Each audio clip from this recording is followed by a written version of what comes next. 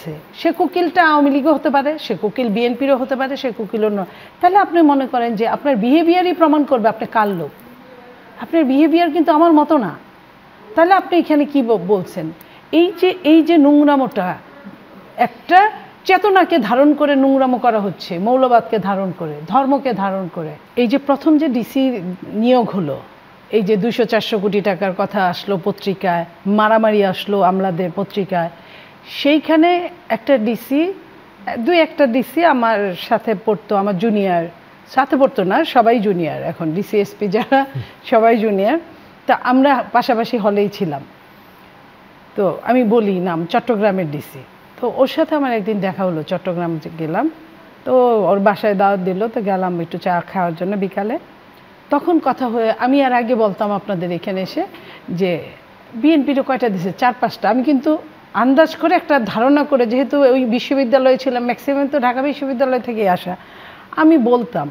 ও আমার বলে, কি বলো মনি আপা, 4-5টা কই বাবা, আমরা 2 জন, ও ছাত্রদল করা মেয়ে, 2 জনের। আমি শুনে অবাক হয়ে গেলাম।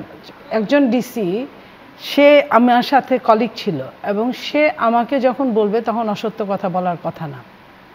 হ্যাঁ, তো সে যখন বলল, তাহলে আমি আপনাকে একদম ফ্র্যাঙ্কলি ভিতরের কথাটা বললাম যে 2 জন পিওর দল করা, ছাত্র দল করা ছেলে মেয়ে, এই 2 জন। তাহলে আপনি আর বাকি 62টা কোথা থেকে আসলো?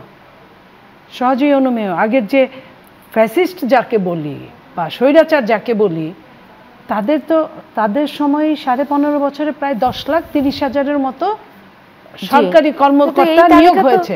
তালিকা তো আমরা শুনেছি বিএনপি বিভিন্ন সময় যেটা আলোচনা হয়েছে, বিএনপি আর জামাতের কথা। আমি বলি, যারা গুপ্ত রাজনীতি করেছে, আপনার ঘরে সন্তান রেখে কাকের বাচ্চা কোকিল মানুষ করেছে, তাদের কথাটা ভিন্নতর। তারা যখন তখন যে কোনো ঘরে মানুষ করেছে। আমি অনেককে জানি, আমি এটা আমার অভিজ্ঞতার কথা বলছি, একদম সম্পূর্ণ সত্য। আমি অনেককে জানি, আমি হলে ছিলাম বহু বছর, আমার হলে থাকা মেয়েরা, ওরা অনেকেই ডিসি হয়েছে।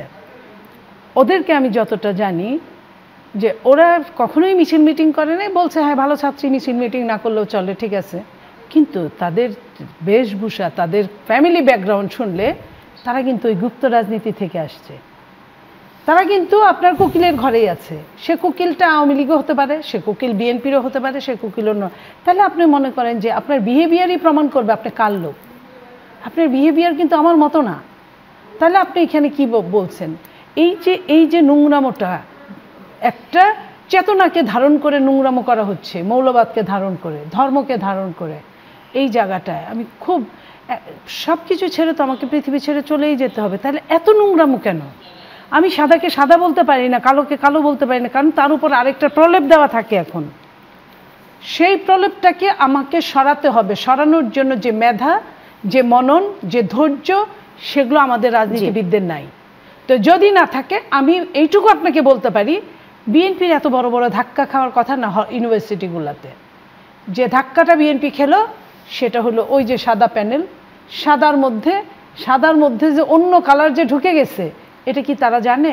ঠিক তেমনি যারা ফ্যাসিস্ট বলি, যাই বলি না কেন, একটা বড় দল ছিল, তাদের ঘরের মধ্যে ঢুকে কিন্তু সাদার মধ্যে ঢুকেছে বা নীলের মধ্যে ঢুকেছিল, খোকলা করে, তারা বুঝতেই পারে নাই। আপনি সেই ঢুকছে কোটা আন্দোলন দিয়ে, বের হচ্ছে কিন্তু আপনার মন্ত্রী দিয়ে। কোটা আন্দোলনের কি তো মন্ত্রীর কথা বলার কথা না। আপনাকে